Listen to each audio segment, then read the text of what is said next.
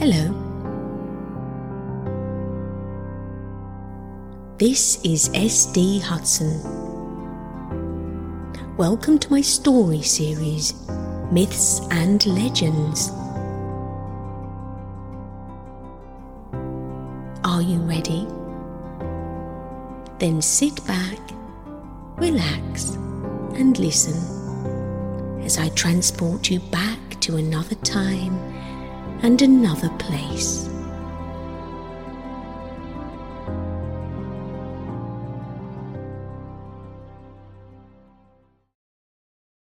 Persephone and the pomegranate seeds.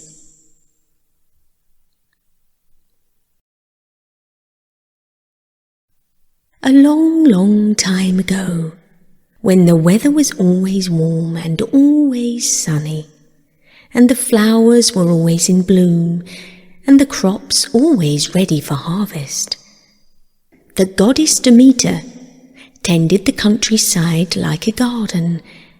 She planted seeds, she watered the green grass, and encouraged the trees to put on first blossom, then leaves, and then succulent fruit.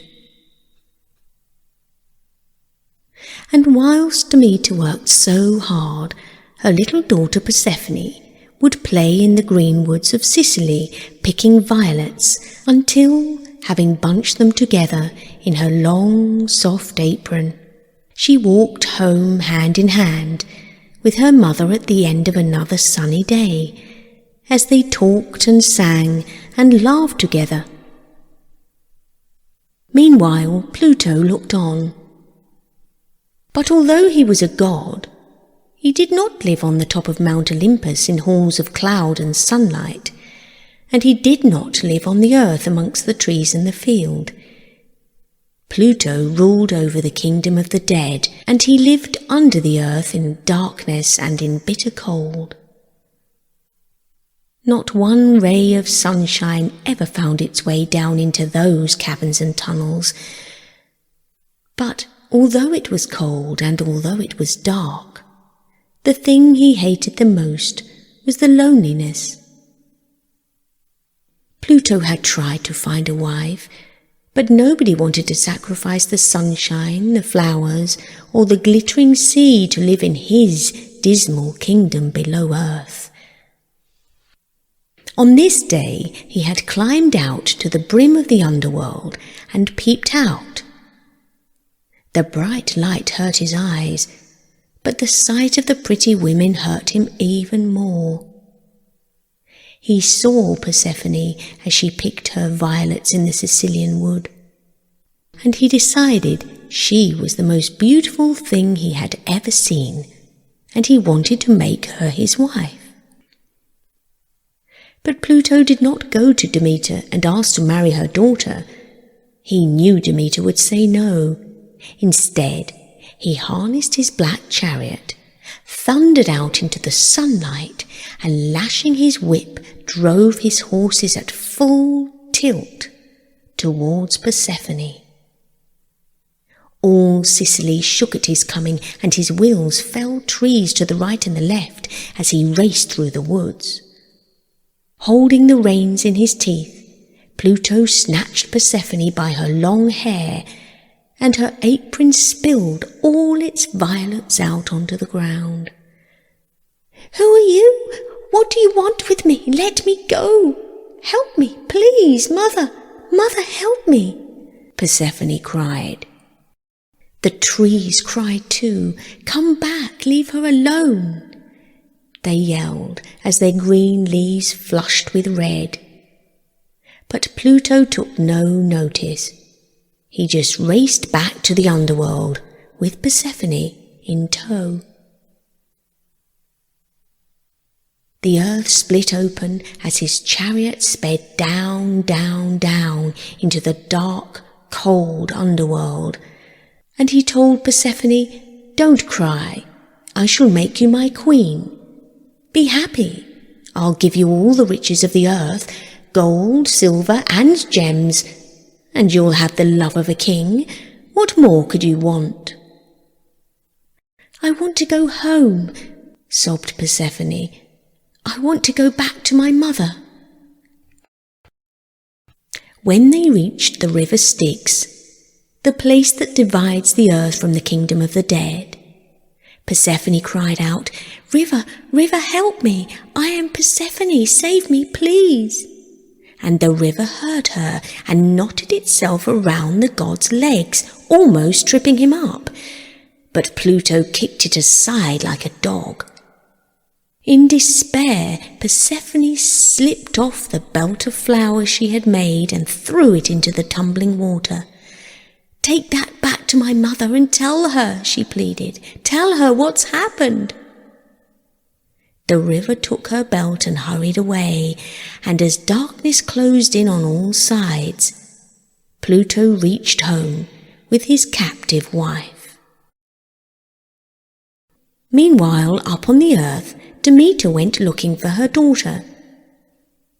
"Persephone, darling, time to go home," she cried, wondering just where Persephone had got to. But there was no answer. Demeter called out and asked everyone she met, but it was hopeless. Persephone had disappeared. All Demeter's work was forgotten as she searched for her child. Nothing mattered but to find her daughter. The flowers wilted, the crops stopped growing, and as Demeter wept, the trees wept with her, shedding their leaves in brown and yellow tears. In the days to come, Demeter searched the world over, but at last she returned to Sicily and sat down in despair by the river. Gazing at the water, she wondered what hope there was left when what should come spinning by on the current but a little cord of flowers. "Persephone is in the underworld," whispered the water. "I saw her. Pluto has stolen her away to be his queen." Demeter was horrified and ran all the way to Mount Olympus and rattled at the gates of heaven. "Zeus, Lord Zeus, help me! Pluto has stolen away my daughter. Make him give her back." Zeus listened to poor Demeter. "You say your daughter was taken by force? Pluto should not have done that. But there again—" "Oh, Zeus," Demeter interrupted him, "if I don't get my daughter back, how shall I go on decking the earth with flowers and fruit? I only do it out of joy, and without Persephone there is no joy. Let the earth wither and die for all I care." Zeus shivered at the thought. The little people on earth would quickly stop paying tribute to the gods if their crops stopped growing and their trees died. "It's not up to me," he said gruffly. "There are rules, Demeter. If Persephone eats anything while she's in the underworld, she cannot come up to earth. That is the rule." "Then what are you waiting for?" said Demeter. "Send your messenger this instant."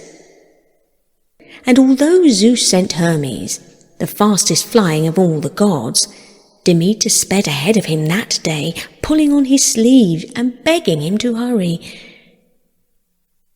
Meanwhile, below the earth, Pluto laid in front of Persephone a delicious feast. He knew if she ate one mouthful, she would stay with him forever. "I'm too miserable to eat," sobbed Persephone. "Let me go. Why don't you let me go? It's so dark and gloomy in here." But Pluto did not agree. Now that Persephone was on the throne beside him, it was bright and cheerful. Hosts of ghosts came streaming through the darkness to gaze at his new bride, and Pluto was very happy indeed. "But you must eat, my dear. Just try a little something." He held up a dish of limes, an almond cake, a cup of broth, and tempted her to eat. "I'd rather die than eat your food," said Persephone, even though she was very, very hungry. Just a little taste, Pluto persisted, holding up half a pomegranate all red and juicy and smiling with seeds. He forced open her fingers and sprinkled 12 seeds into her palm. Persephone was so very hungry. For days now she had pined for her mother, hoping she might find her, but her mother had not come, and she was desperate for something to eat and drink. She lifted the seeds to her lips. "Stop!" Hermes, messenger of the gods, came skimming through the air in his winged sandals. "Noble Pluto, Zeus the Almighty commands you to let Persephone go. Or am I too late?" He looked at the feast laid out in front of the 2 thrones.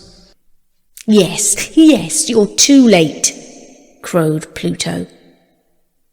No, what do you mean?" cried Persephone. 6 little pomegranate seeds fell from the palm of her hand. "Have you eaten any of those?" demanded Hermes, and Persephone burst into tears. She has!" cried Pluto triumphantly. "She's mine forever." "Only a few," pleaded Persephone. "What difference does it make?"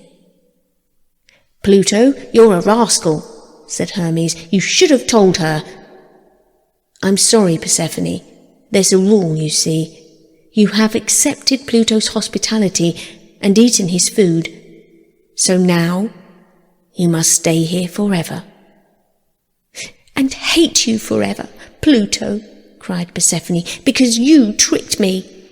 When she said this, even Pluto turned a little pale. He loved Persephone and wanted her to love him in return. "I only stole you away because I was so lonely," he said, hanging his head. And Hermes felt sorry for them both. "Let Zeus decide," he declared.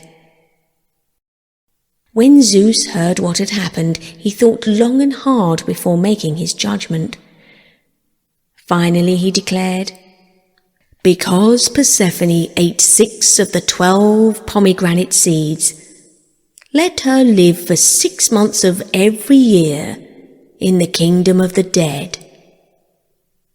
For the other 6 months, let her live with her mother on the earth, and let no one argue with the judgment of Zeus." And that is why in the summertime the flowers bloom, the grass is green, and the trees wear blossom, leaves and fruit. Demeter, you see, is happy.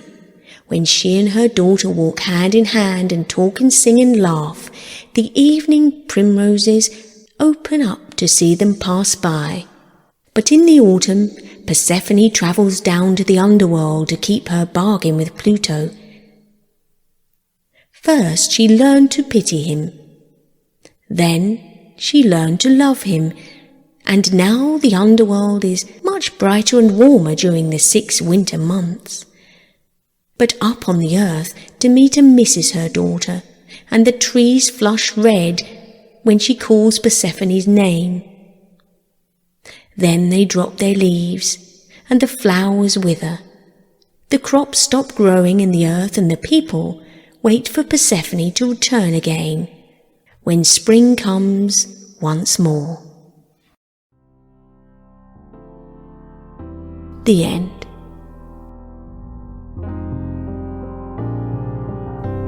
Thank you for listening. I hope you enjoyed this story.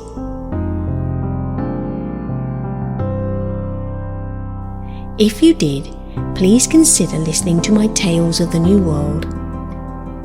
Fantasy stories of an anthropomorphic haven high at the top of Motherby Hill.